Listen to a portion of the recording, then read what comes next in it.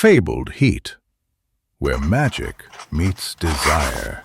Subscribe to ignite the fantasy.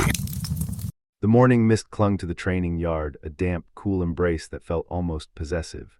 It swirled around my ankles, tasting of earth and something ancient, as I stood beneath the weeping willow, its branches trailing like the sorrow of forgotten queens. The dew-kissed grass crunched softly under the worn leather of my boots, a small sound in the vast stillness.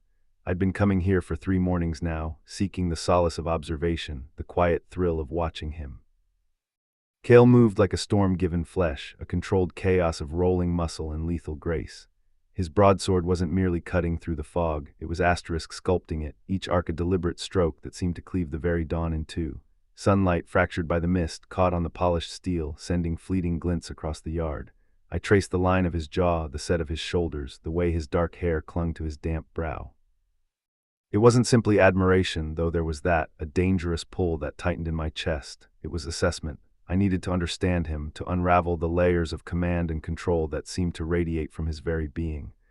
My own fingers, calloused from years of training, itched for the weight of a blade, for the feel of steel meeting steel. "You're staring, Sparrow." His voice, it crashed over me, a low rumble that resonated deep within my bones, roughened by years of command, of battles fought and won. It wasn't a question. It was a statement, an accusation, and a challenge all rolled into one. I froze, caught like a deer in the headlights. He'd turned effortlessly as if he'd sensed my gaze all along.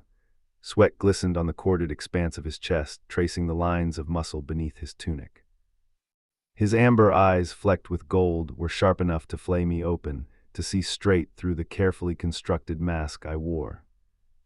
At 20 summers, I was no green girl. I'd seen more death and deception than most women twice my age. But under that gaze, I felt small, vulnerable, a foolish, hopeful girl. I refused to be. "Don't lie," he said, his voice softer now, laced with a dangerous curiosity. It wasn't an accusation, not yet. It was an invitation to honesty, a test of wills. He tossed his sword into the dirt with a resounding thud, the sound echoing in the quiet yard.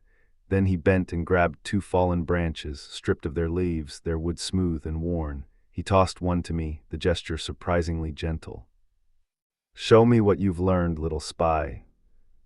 The challenge coiled hot in my belly, a familiar spark of adrenaline. Fool man. He expected a game, a playful dance where he'd humor me before pinning me to the grass, demonstrating his superior skill.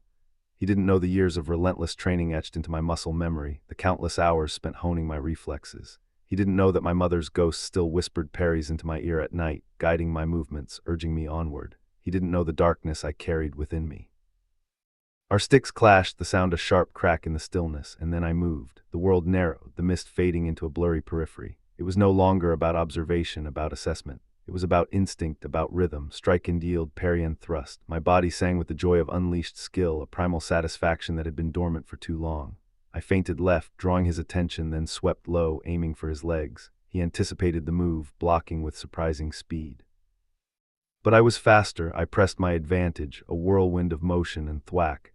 Kale's stick flew from his hand, spinning end over end into the mist. My branch rested against his throat, a mere inch from his skin. His chest heaved, the rise and fall of his breath visible even through the dampness of the air. Disbelief flickered in his amber eyes, quickly followed by something darker, something that sent a shiver down my spine. It wasn't fear, it was recognition. "Who are you?" he growled, his breath warm against my cheek, carrying the scent of steel and something uniquely him. The question was a demand, a challenge. I stepped back, suddenly acutely aware of how close we stood, of the way the morning sun gilded the scar cutting through his brow, a jagged line that spoke of battles fought and survived. The air crackled with unspoken tension. "No one," I lied, my voice barely a whisper. But the way his thumb brushed the bruise blooming on my wrist, a souvenir from a previous, less successful training session, said he didn't believe me. He'd noticed. He always noticed. He sought me out that evening. The garrison was a hive of activity, soldiers polishing armor, sharpening blades, preparing for the endless vigilance required to protect the kingdom. I was mending a torn gambeson in a dimly lit corner, the needle flashing silver in the candlelight when the door creaked open. His silhouette swallowed the candle glow, filling the doorway with his imposing presence. He didn't speak, didn't need to. His very presence demanded attention. "Teach me," he demanded, his voice gravel and hunger, a low rumble that sent a tremor through my core. It wasn't a request, it was an order, cloaked in a veiled invitation. And so we began a dangerous waltz of steel and silence. He'd arrive at first light, his hands steadying my stance, correcting my form with a gentle but firm touch. His low murmurs curled like smoke down my spine, guiding my movements, unlocking potential I didn't know I possessed. Adjust your grip, stop holding back, you're stronger than you think. The space between us thinned with every shared breath, every accidental brush of skin. The air grew thick with unspoken desires, with a dangerous attraction that threatened to consume us both. Then came the night raiders. They descended like shadows, a silent wave of steel and malice, blades glinting in the moonlight as they surrounded us mid-lesson.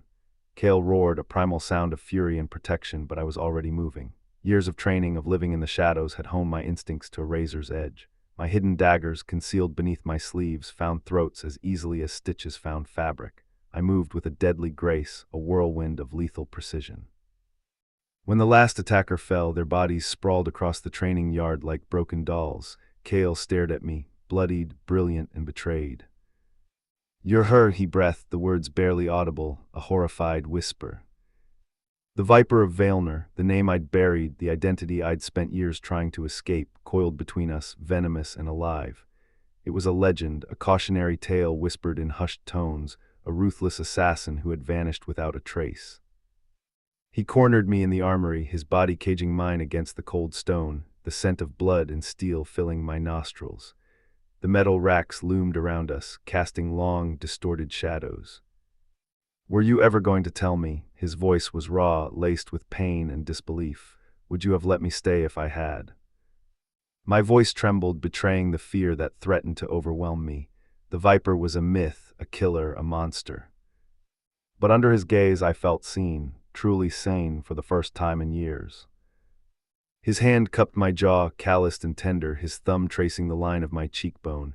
It wasn't a gesture of dominance, but of understanding. "You're not her anymore." It wasn't a question. It was a desperate plea, a hope that I could be something more than the ghost of my past. The horn blast shattered the moment, a sound like hell itself vomiting forth, a discordant shriek that echoed through the garrison. Kale's head snapped toward the window, his face paling, his eyes widening in alarm. Beyond the glass, the horizon writhed with armored riders, a dark tide of steel and menace, and bearing a banner I hadn't seen in years, a serpent crowned in flame. "Lysandra," Kale said, my true name a prayer and a curse on his lips. "They've come for you."